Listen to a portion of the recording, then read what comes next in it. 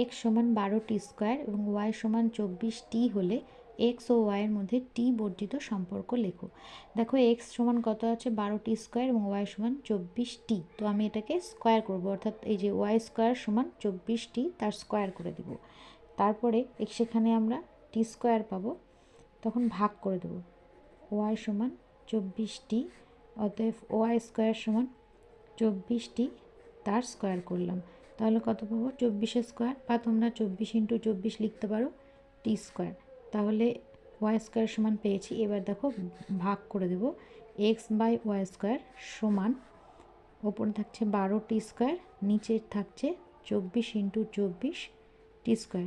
টি square কেটে গেল, 12 দুগুণ 24, কত পেলাম 24 দুগুণ 48 পেলাম। তাহলে আমরা যদি কোনাকুনি গুণ করি তাহলেই আমরা সম্পর্কটা পেয়ে যাব, ওয়াই স্কোয়ার সমান 48x। এটাই অ্যান্সার।